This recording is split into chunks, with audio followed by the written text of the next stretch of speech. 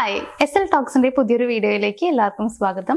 Manifestation എന്ന് പറയുന്നത് കുറേ പേര് ഒരുപാട് വിശ്വസിക്കുന്ന ഒരു കാര്യമാണ്.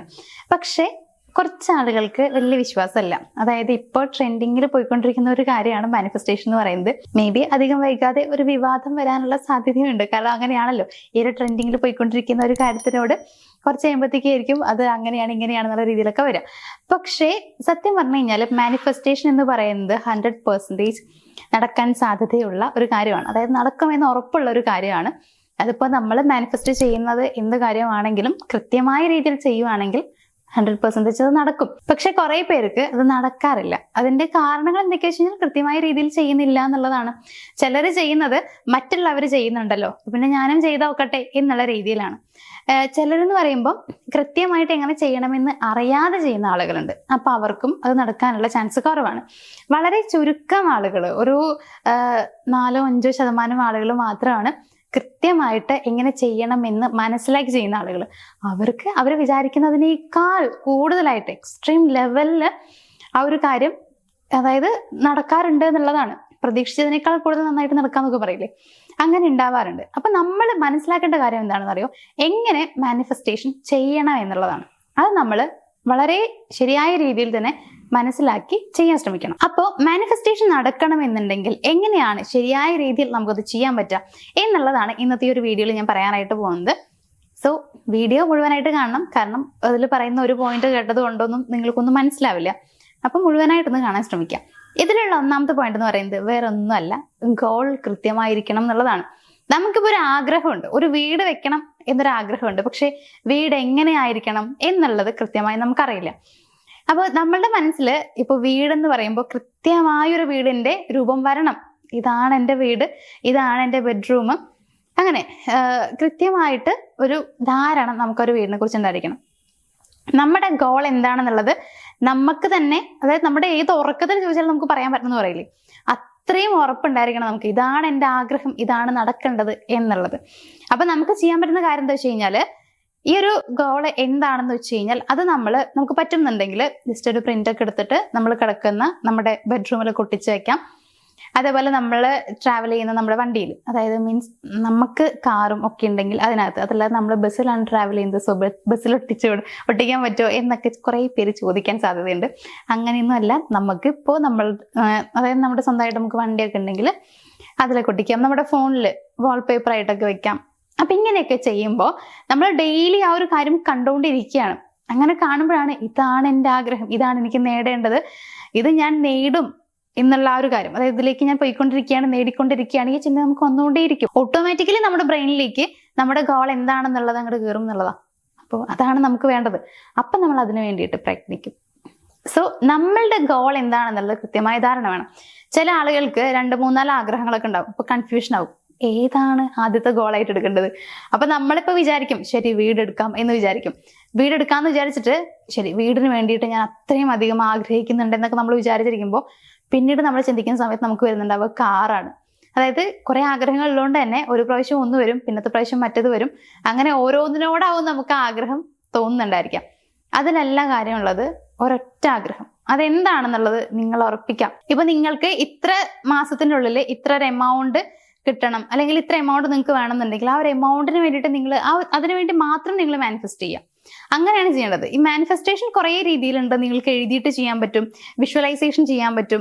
അതേപോലെ ഇപ്പൊ നമ്മൾ ആഗ്രഹിക്കുന്നത്, ഇപ്പൊ നിങ്ങൾ ആഗ്രഹിക്കുന്ന ഒരു വീടാണെന്നുണ്ടെങ്കിൽ ഇപ്പൊ നിങ്ങൾ നിലവിലിരിക്കുന്നത് ഒരു വാടക വീട്ടിലാണ് എന്ന് ജസ്റ്റ് ഇമാജിൻ ചെയ്യുക. അങ്ങനെയാണ് എന്നുള്ളതല്ല, അങ്ങനെ ഇമാജിൻ ചെയ്യാം. അപ്പൊ നിങ്ങളിപ്പോ ഇരിക്കുന്ന വാടക വീട്ടില് നിങ്ങൾ ഇരിക്കുന്ന ബെഡ്റൂം, അത് നിങ്ങൾ ആഗ്രഹിച്ച ആ ഒരു വീട്ടിലെ ബെഡ്റൂം ആണ് എന്നുള്ളതൊക്കെ നിങ്ങൾക്ക് ഇമാജിൻ ചെയ്യാം. ആ വീട്ടില്, അതായത് ഞാൻ ഉണ്ടാക്കിയിട്ടുള്ള, ഞാൻ ഒത്തിരി ആഗ്രഹിക്കുന്ന എൻ്റെ വീട്ടിലെ ആ ഒരു ബെഡ്റൂമിലാണ് ഞാനിപ്പോൾ ഇരിക്കുന്നത്, അതിലെ ബെഡിലാണ് ഞാനിപ്പോൾ ഇരിക്കുന്നത് എന്നൊക്കെ നിങ്ങൾ ഇമാജിൻ ചെയ്യുക. അപ്പൊ അതിലൊക്കെ നിങ്ങൾക്ക് ഉണ്ടാവുന്ന സന്തോഷം നിങ്ങൾക്ക് ഇപ്പോഴേ അനുഭവിക്കാൻ പറ്റണം. അങ്ങനെ നിങ്ങൾക്ക് കഴിയുന്നുണ്ടെങ്കിൽ ഉറപ്പിച്ചോളൂ, അത്രയും നിങ്ങൾ ആ തീവ്രമായിട്ട് ആ ഒരു കാര്യം ആഗ്രഹിക്കുന്നുണ്ടെങ്കിൽ അധികം വൈകാതെ നിങ്ങളുടെ ആ ഒരു ആഗ്രഹം നടക്കും എന്നുള്ളത്. സോ ഒന്നാമത് നമ്മൾ ശ്രദ്ധിക്കേണ്ട കാര്യം എന്ന് പറയുന്നത് ഗോൾ എന്താണ് എന്നുള്ള കൃത്യമായ ധാരണ ഉണ്ടായിരിക്കണം എന്നുള്ളതാണ്. രണ്ടാമത്തെ കാര്യം എന്ന് പറയുന്നത് ഡെഡ് ലൈൻ എന്നൊക്കെ നമുക്ക് പറയാം. വേറെ ഒന്നുമില്ല, ഇത്ര മാസത്തിന്റെ ഉള്ളിൽ എൻ്റെ ഈ ഒരു ആഗ്രഹം ഞാൻ നടത്തിയിരിക്കും എന്നുള്ള ഒരു ഉറച്ച തീരുമാനം നമുക്ക് ഉണ്ടായിരിക്കണം. ഇപ്പൊ വീടാണെങ്കിൽ തന്നെ ഒരു 8 മാസത്തിൻ്റെ ഉള്ളിൽ ഈ വീട് എന്ന എൻ്റെ സ്വപ്നം സഫലമായിരിക്കും, അത് ഞാൻ നേടിയിരിക്കും എന്നുള്ളത് നമ്മൾ മനസ്സിൽ ഉറപ്പിക്കണം. അങ്ങനെ ഉറപ്പിക്കുമ്പോഴാണ് ഞാൻ നേരത്തെ പറഞ്ഞ നിങ്ങൾ ഗോൾ സെറ്റ് ചെയ്തു, ഓരോ പ്രാവശ്യം നിങ്ങൾ നിങ്ങളുടെ ഫോൺ ഓപ്പൺ ചെയ്യുമ്പോഴും കാണുന്നത് നിങ്ങളുടെ ആ ഒരു ലക്ഷ്യമാണ്. അപ്പോൾ അതേപോലെ തന്നെ അതിൻ്റെ കൂട്ടത്തിൽ നിങ്ങൾ ഇത്ര ദിവസം അല്ലെങ്കിൽ ഇത്ര മാസത്തിൻ്റെ ഉള്ളിൽ ഈ ഒരു കാര്യം ഞാൻ സ്വന്തമാക്കിയിരിക്കും എന്ന് നിങ്ങൾ ചിന്തിക്കുകയാണെങ്കിൽ അതിനുവേണ്ടി പ്രവർത്തിക്കാൻ നിങ്ങൾക്ക് സ്വയം തോന്നിക്കൊണ്ടേയിരിക്കും. അപ്പൊ നിങ്ങൾ ഓരോ പ്രാവശ്യം അതിനു വേണ്ടിയിട്ട് ട്രൈ ചെയ്തുകൊണ്ടേയിരിക്കും എന്നുള്ളതാണ്. പറ്റുന്ന അത്രയും നിങ്ങൾ അതിനു വേണ്ടിയിട്ട് പരമാവധി പരിശ്രമിക്കും. അപ്പൊ നിങ്ങൾ അതിലേക്ക് എത്താനുള്ള സാധ്യത കൂടിക്കൂടി വരികയാണ് ചെയ്യുന്നത്. അപ്പോൾ ഇത്ര ദിവസം അല്ലെങ്കിൽ എത്ര മാസത്തിൻ്റെ ഉള്ളിൽ അത് നിങ്ങൾക്ക് സ്വന്തമാക്കണം എന്നുള്ളത് നിങ്ങൾ ഉറച്ച് തീരുമാനമെടുക്കാൻ വേണ്ടി ശ്രമിക്കണം. അതാണ് രണ്ടാമത്തെ കാര്യം എന്ന് പറയുന്നത്. ഇനി മൂന്നാമത് ശ്രദ്ധിക്കേണ്ട ഒരു കാര്യം എന്ന് പറയുന്നത്, നമുക്ക് പരിചയമുള്ള കുറെ ആളുകളൊക്കെ ഉണ്ടായിരിക്കും.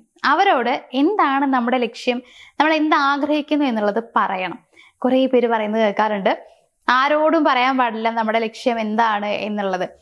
അങ്ങനെ കുറെ പേര് പറയാറുണ്ട്. പക്ഷേ അങ്ങനെയല്ല ശരിക്കും.